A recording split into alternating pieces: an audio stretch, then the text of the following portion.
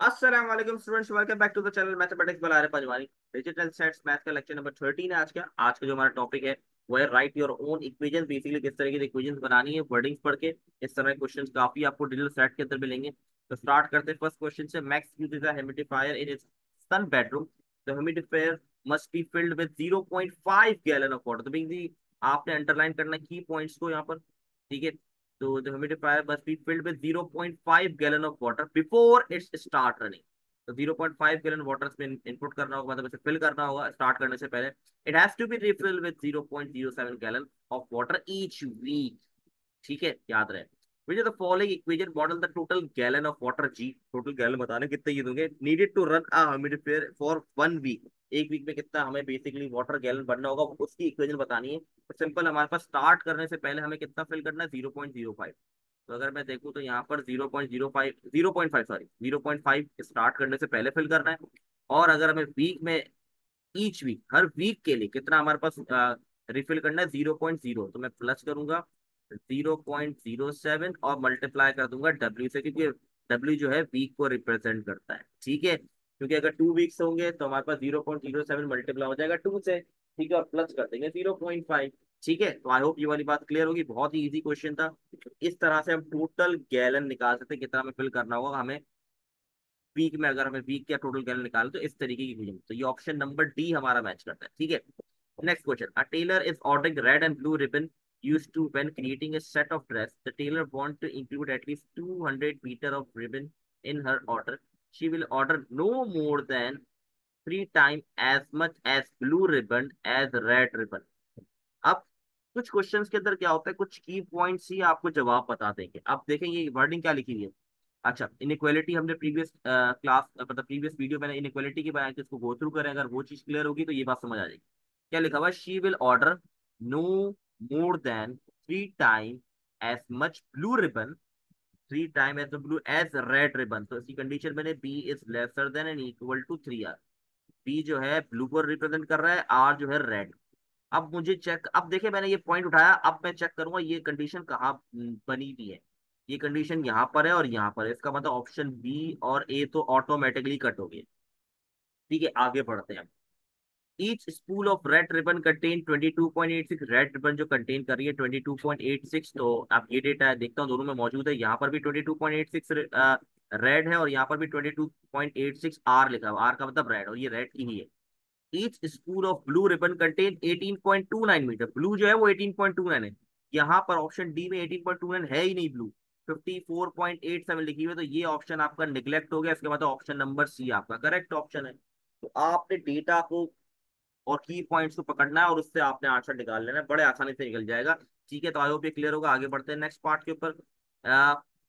To calculate the BMI body index, health professional divide person wait.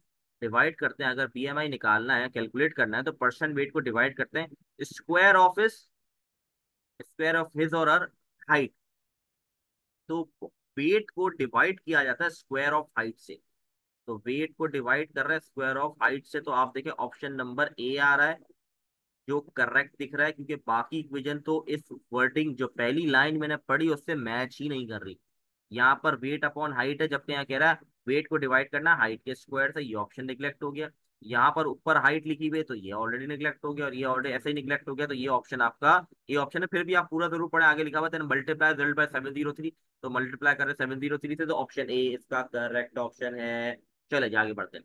The farm in Kansas both raise cow and grow wheat. The farmer calculated in each month he can make $1,500 per acre used for grazing his cow. $1,500 बना रहा है पर एकड़ grazing his cow, और 1200 पर एकड़ use for growing wheat। wheat grow करने के उसको 1200 पर मंथ बना है। He can allow his cow to graze from March until मार्च से अक्टूबर। तो मार्च से अक्टूबर में हमारे पास कितने मंथ होते हैं, 8 मंथ। ठीक है, ये काउ की बात कर रहा है, तो इसके हो गए हमारे पास 8 मंथ। और हर मंथ कितने वो अर्न कर रहा है 1500। तो 8 को मल्टीप्लाई कर दूंगा 1500 से। ठीक है, आगे देखते हैं। But can only grow beet from April to August. जो बीट की बात है वो अप्रैल टू अगस्त, मतलब 5 मंथ। टोटल अमाउंट कितनी है 1200, तो मल्टीप्लाई बाय 1200 कर दिया मैंने। ठीक है, अब मैं चेक करता हूँ 800 मल्टीप्लाई बाय 1500 और 5 मल्टीप्लाई 1200 कहाँ पर लिखा हुआ है। यहाँ पर हमारे पास क्या है, 5 × 1200, 800, ये बिल्कुल सही है। यहाँ ऑप्शन तो है ही नहीं, तो ये ऐसे ही निगलेक्ट हो गया। नॉन ऑफ दीज, तो हमारे पास तीन ऑप्शन बन गए, ए सी और डी। इन तीनों में से कोई करेक्ट आंसर हो सकता है, आगे पढ़ना पड़ेगा, देखना है। If he allot c acres for cow, मतलब उसने अलॉट कर दिया सी एकर्स, तो मुझे सी से मल्टीप्लाई करना पड़ेगा काउ के डेटा को। एंड डब्ल्यू एकड़ फॉर बीट, तो उसको डब्ल्यू से मल्टीप्लाई करना पड़ेगा। Which of the following represent amount of money he can make a year, तो एक महीने में कितने अमाउंट होंगे वो देखते हैं। तो ये कंडीशन है, इनको ऐड कर देना है। तो यहाँ पर ऑप्शन नंबर हमारे पास सी जो है वो करेक्ट है, क्योंकि 8 × 1500 multiply by c, 5 × 12 multiply by डब्ल्यू, तो ये करेक्ट ऑप्शन है। यहाँ पर अगर आप देखें तो यहाँ डब्ल्यू, यहाँ सी होना चाहिए, यहाँ डब्ल्यू होना चाहिए, जिसकी वजह से ऑप्शन नंबर ए जो है वो गलत है, क्योंकि सी एकड़ जो है काओ के लिए है और डब्ल्यू एकड़ वीट के लिए। तो आई होप ये वाली बात क्लियर होगी आप लोग। Question number 3. Chicago cab charged 3.25 for a flagpole calling the cap of the street and the first 1/9 miles of trip. तो बेसिकली एक कैब है हमारे पास शिकागो में, वो $3.25 चार्ज करती है 1/9 माइल्स के लिए, फर्स्ट 1/9 माइल्स के लिए, ठीक है। जो ईट एडिशनल माइल इज 1.80, इसके बाद जितने भी माइल्स आप जाएंगे उसके आपके एडिशनल चार्ज लगेंगे 1.80। It is customary to tip the driver 15% of the total, तो जो भी आपका टोटल बनेगा उसमें 15% आपने समझे एक तरीके से ड्राइवर को टिप देनी है। Which expression give the amount you will pay for a trip of M miles, तो कौन सा एक्सप्रेशन यहाँ पर मैच करता है देखते हैं। तो याद रहे 15% आपने टिप देनी टोटल अमाउंट की, तो टोटल अमाउंट जो भी होगी उसको हम मल्टीप्लाई कर देंगे 1.15 से, तो हमारे पास क्या आ जाएगा ट्रिप मतलब उसकी ट्रिप आ जाएगी कि कितना परसेंट उसको मिल रहा है, ठीक है। तो यहाँ पर मैं देखूँ तो टोटल अमाउंट से मल्टीप्लीकेशन जो हो रही है वो यहाँ इस 1.15 यहाँ पर हो रही है और यहाँ पर हो रही है, तो ऑप्शन ए तो वैसे ही निगलेक्ट हो गया। अब एक और इम्पोर्टेंट बात, जो फर्स्ट माइल की प्राइस कितनी है 3.25, और इसके बाद जितनी भी माइल्स वो कवर अप करेगा उसकी प्राइस कितनी है 1.80। तो ऑप्शन नंबर सी जो है यहाँ पर माइनस है, ठीक है, M-1/9, ठीक है।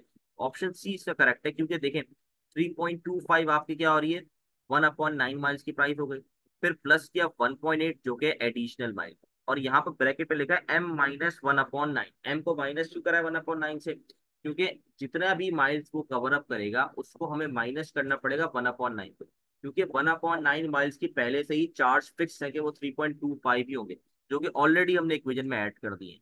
तो इसके जब माइनस कराएंगे तो हमारे पास एक्स्ट्रा माइल जो वो उसने कवर अप किए हैं वो आ जाएंगे, और उसको 1.8 से मल्टीप्लाई करेंगे तो एक्स्ट्रा माइल्स के पैसे आ जाएंगे, और 1/9 के मेल पैसे ऑलरेडी लिखे हुए हैं, दोनों को प्लस कर देंगे टोटल अमाउंट आ जाएगी, उसको मल्टीप्लाई कर देंगे 1.5 से, तो हमारे पास टोटल अमाउंट आ जाएगी कि टिप देने के बाद टोटल अमाउंट क्या बनता है। तो ये आपको क्वेश्चन नंबर 3 हो गया। आई होप क्लियर होगा, बहुत आसान सा क्वेश्चन था, कोई मुश्किल चीजें नहीं थी।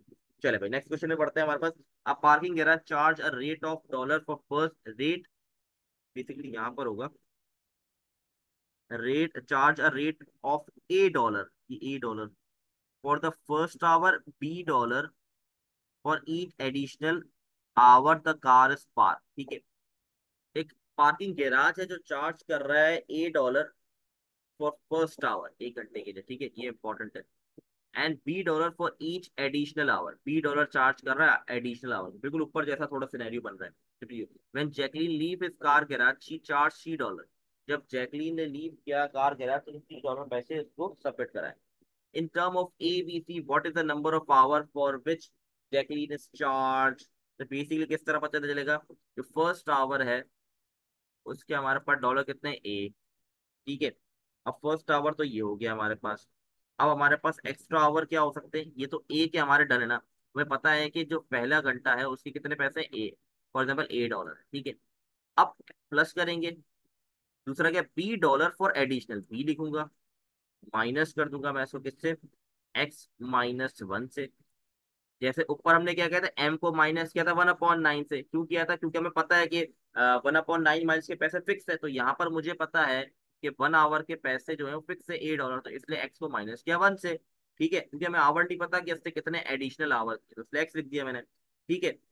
ये इक्वेशन आपकी बराबर हो गई सी के, क्यों सी के बराबर हो गई भाई, क्योंकि उसने क्या लिखा है, when Jacqueline leave this parking she charge $, उसने $, आप लोग को दिए जब उसने पार्किंग लीव की, ठीक है।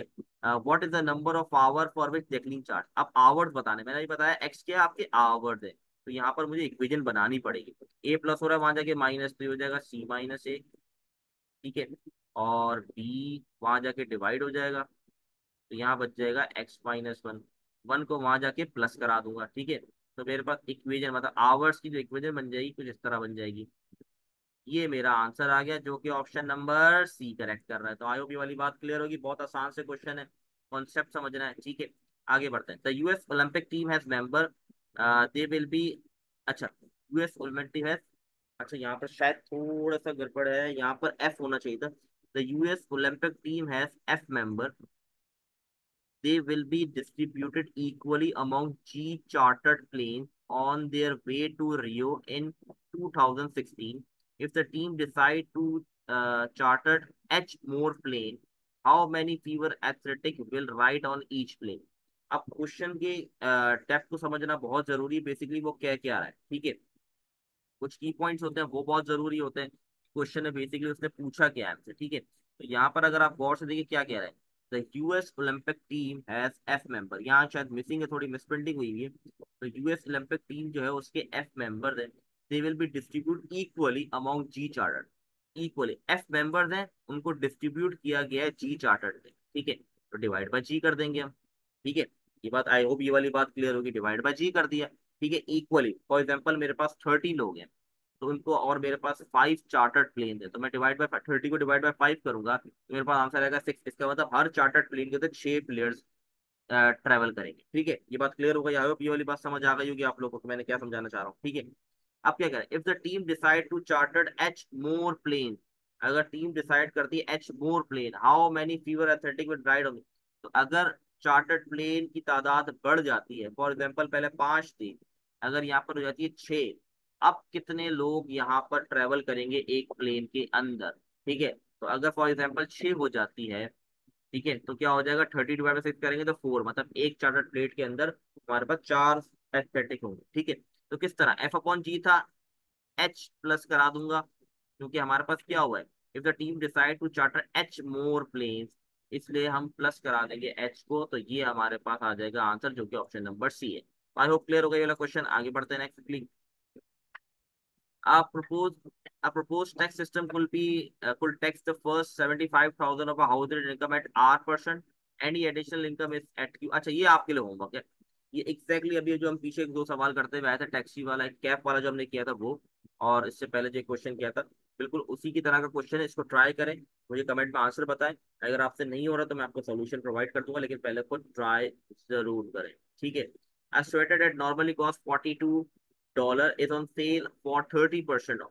एक स्वेटर है जो नॉर्मली कॉस्ट करता है $42 का, on sale is on a sale for 30% off, 30% off उस पे लगा हुआ है। If there is a store wide sale that applies an additional 20% off to everything, what will be the total price of a sweater and a belt that normally cost $D? अब बड़ा interesting question है, कह रहा है sweater date normally cost $42, एक sweater है जिसकी normal cost $42, is on a sale for 30%। अब $42 का 30% सबसे पहले आप निकाल लें, ठीक है। किस तरह निकालेंगे, आप सिंपल 42 को मल्टीप्लाई कर दें 0.30 से, ठीक है। तो आपके पास आ जाएगा 12.6, मतलब 12.6 को माइनस करा देंगे हम 42, मतलब 42 को माइनस करा देंगे 12.6 से, तो मेरे पास एक्चुअल अमाउंट आ जाएगी स्वेटर की कितनी है, 30% ऑफ के बाद, ठीक है। ये बात याद रखिएगा, तो अमाउंट आ जाएगी 29.4। तो ये प्राइस है स्वेटर की, ये मैंने अभी सिर्फ पहली लाइन पढ़ी है, ठीक है। अब आगे पढ़ता हूँ।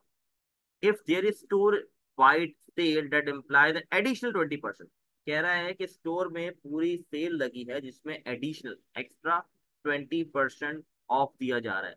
तो अभी स्वेटर की अमाउंट जो है वो 29.4 है। अब 29.4 का 20% अलग से निकालेंगे, ठीक है, तो वो बनेगा 5.88, इसको माइनस कर देंगे 29.4 से, तो मेरे पास आ जाएगी 23.52। ये मेरे पास स्वेटर की अमाउंट आ गई है, ठीक है। 23.52 ये स्वेटर की अमाउंट आ चुकी है, ठीक है। अब what will be the total price of sweater and belt that normally cost D, एक तो बेल्ट है डी, ठीक है। और ठीक है, अब बेसिकली हमारे पास बेल्ट क्या है, हमारे पास 20% ऑफ है। बेल्ट की अगर हम नॉर्मल देखें तो प्राइस क्या 100% होगी, ठीक है, और 20% वो हमें ऑफ दे रहे, तो बेल्ट की प्राइस क्या हो गई, 80% होगी, ठीक है। आई होप ये वाली बात समझ आ गई। तो बेल्ट की जो भी वैल्यू, मतलब जो भी प्राइस है उसको मल्टीप्लाई कर दूंगा 80% से, तो मेरे पास क्या आ जाएगा, उसकी अमाउंट आ जाएगी। तो 0.8 को मल्टी मतलब 180%, मतलब 80 को डिवाइड बाई 100 करेंगे 0.8 बनेगा।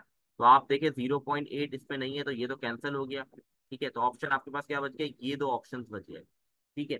अब यहाँ पर पता करना है कि कौन सा ऑप्शन करेक्ट है। अब यहाँ पर आप देखिए 0.56 मल्टीप्लाई बाय 42 हो रहा है, और यहाँ पर 0.5 मल्टीप्लाई बाय 42 हो रहा है। अब इसका क्या मतलब है भाई, ये कोई बताना किस तरीके से हमारे पास होगा। तो यहाँ पर बेसिकली परसेंट बताया गया कि कितना परसेंट बेसिकली हमारे पास निकल रहा है, ठीक है, कि किस परसेंट के अंदर वैल्यू।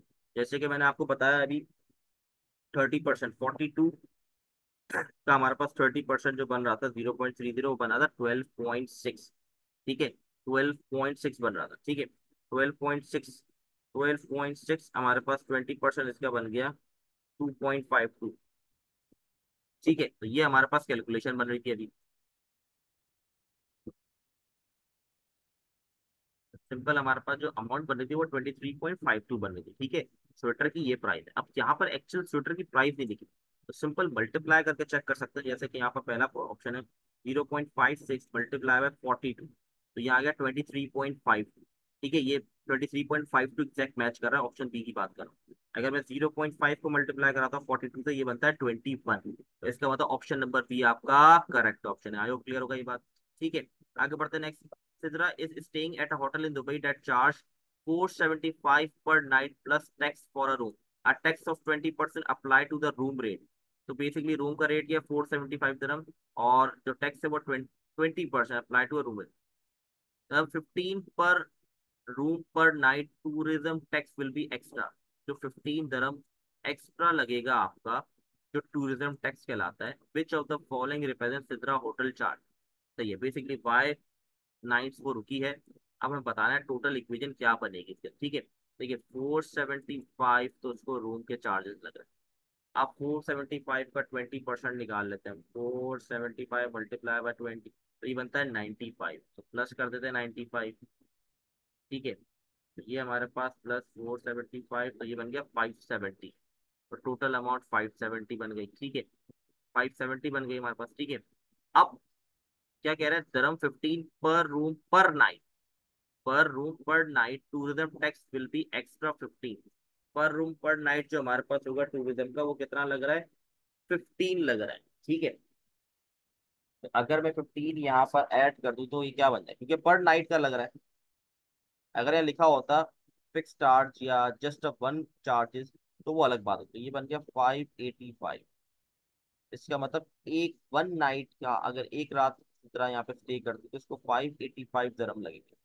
और यहाँ ऑप्शन में 585 कहीं है ही नहीं, ठीक है। 585 यहाँ पर कोई है ही नहीं, लेकिन हमें बाकी ऑप्शंस को भी देखना है। यहाँ 510 आ रहा है, ये तो एग्जैक्टली नेग्लेक्ट हो गया। 570 को मल्टीप्लाई बाय कर रहे हैं, ये भी निगलेक्ट हो गया, ठीक है।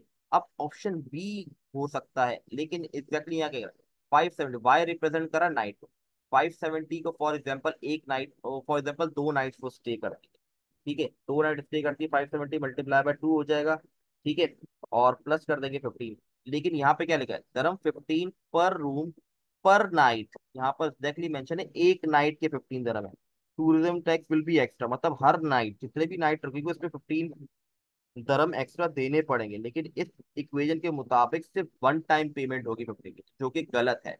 तो इसलिए इसका आंसर नन ऑफ दीज होगा। आई होप ये वाली बात क्लियर होगी आप सबको, ठीक है चलें।